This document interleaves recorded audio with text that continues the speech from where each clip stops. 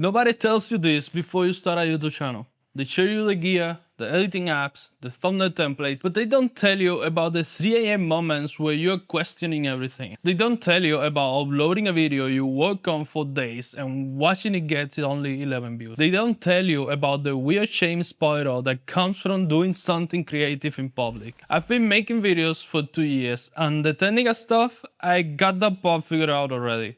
But it is everything else that almost made me quit every time. So in this video, I want to talk about the 6 things nobody warned me about and what actually helps me to push through them each day.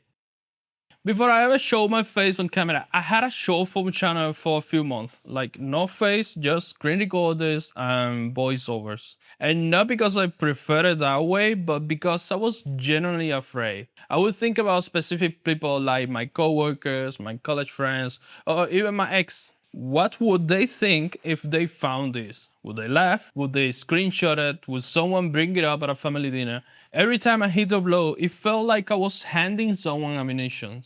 But something that changed my thinking was a simple realization, and that is the people I was afraid of aren't living with the consequences of my choices. I am. And most of them were too busy anyway worrying about their own life to even notice mine. I also started asking myself, what's the cost of letting this fear win? Because staying silent has a cost too. So here's something you can do. If fear of judgment is stopping you, start by posting to the smallest audience possible. Unlisted videos that you only send to a few friends or family, maybe a private community.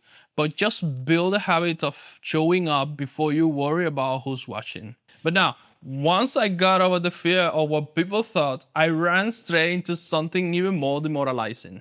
I want you to imagine spending an entire weekend on one video.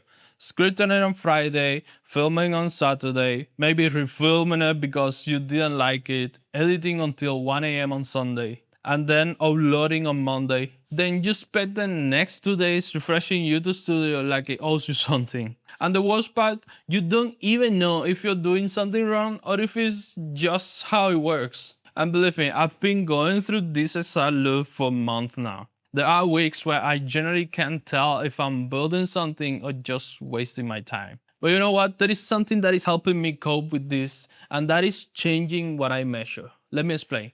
Views and subscribers are just output. You can't directly control them. But publishing videos, that is an input. You can control that completely. So I stopped tracking my subscriber count and started tracking my publishing strikes instead.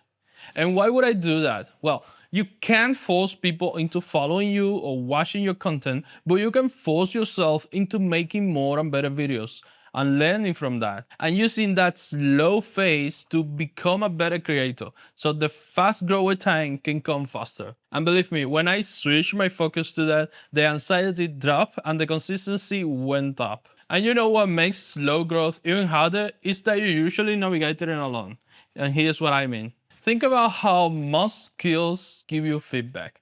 You shoot a basketball and it goes in or it doesn't. You learn the language and a native speaker understands you or they don't. And you do a presentation and your manager tells you what landed or what not. But on YouTube, you upload a video, maybe 5 people comment and 3 of them are bots. You generally don't know if your hook was better this week. You don't know if your storytelling improved. You don't know if you're growing as a creator or just repeating the same mistakes. So what did I do? I had to learn how to become my own honest critic. Not in a harsh way, in an actual useful way. After every video, I started asking myself 3 questions. Was my first 30 seconds stronger than the last time? Did the story actually go somewhere? Would I watch this if I didn't make it? Sometimes you don't need comments to improve, especially at this stage where you almost get none. You need better questions. But now look at this. On top of trying to self-coach, you are also trying to learn a ridiculous number of things at the same time. When I decided to start a YouTube channel, I thought I was signing up to make videos.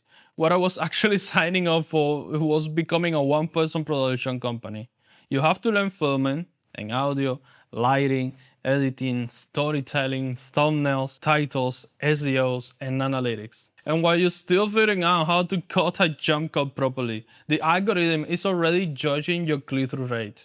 The breakthrough for me came in the form of permission to be bad at most things on purpose. Instead of trying to level up everything at once, I picked one thing per month to focus on. When you try to improve everything, you improve nothing. When you isolate one variable, you actually start to move. But now, stack all of that on top of an actual life. Most creators you watch are not full-time creators. They have jobs, they have families, they commute, they are tired. I actually remember many times at night I had committed to posting that week, but I would just work full day, make dinner, maybe put everything away, and still had to film, edit, and write a description. And what happened was, I would sit in my filming spot for 20 minutes just like not moving at all. And it wasn't a discipline problem, it wasn't laziness, I was just depleted by that time. And the thought of just push through, it felt just insulting.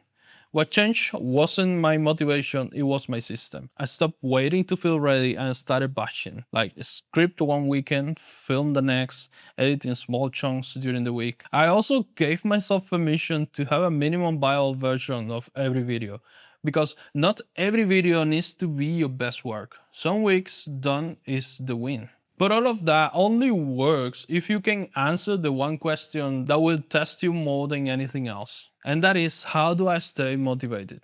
Motivation is easy in the beginning. The idea is exciting, the potential feels real, you're learning fast. But then month 4 hits. You posted consistently, you've improved, you've done everything right, and your channel looks almost exactly the same as it did 3 months ago. And that's where motivation goes to die. And I've been there and I'm actually still there. But here's what I know now that I didn't know at that time. Motivation is just a feeling, and feelings come and go. What actually keeps you going is having a reason that outlasts the result. If you're creating for views, the moment the views dries up, so it does your reason to continue.